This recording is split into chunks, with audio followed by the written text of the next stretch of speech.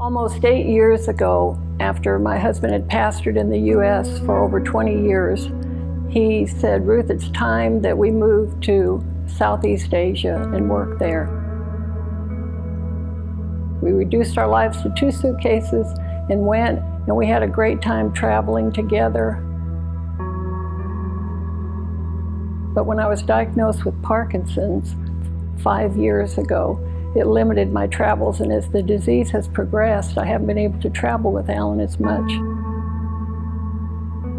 That was really heartbreaking to me. So one day I just said, "Lord, what can I do to serve you where I am? You've put me here, I know you can use me here. Please show me." And God gave me a ministry in the slums and to the street people. And it all started when I had gotten a new pair of shoes, but I still held on to my 10-year-old Nikes that I had literally worn for 10 years. The sole came off one of them, and I super glued it back on. When the sole came off the other one, I said, "I am done with you shoes. I'm putting you out in the garbage." Well, in Indonesia, once you put your garbage out, within 10 minutes you'll have the street people going through it to see if there's anything they can use. And it kind of breaks my heart. So if there's anything that's halfway decent, I put it on top of the garbage so that they won't have to dig through the garbage. So that day I took my Nikes, I put them on top of the garbage, and within a few minutes I heard commotion out there. I looked outside, and the Muslim lady who was working with me that day was out there fighting with a man. And I went out and I said, "What's happening?" And he told me that he had come along, saw these pair of shoes on the top of the garbage, and he said he didn't think anyone could possibly be throwing away these beautiful shoes. So he wanted to come and ask for permission and see if I really had thrown them away.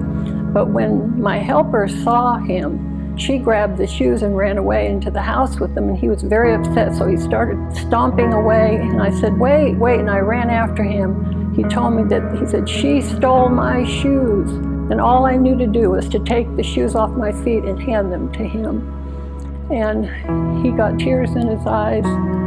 Within 30 minutes, he must have gone and told his friends, because I had a line of people at my door pointing to their bare feet, begging for shoes. They might have flip-flops and that were not even worth wearing. I went up to my closet, got all the shoes I had, and I began giving them out. And when it got to the last person that I had shoes for, and the line was still long, it just broke my heart. I left myself 2 pairs.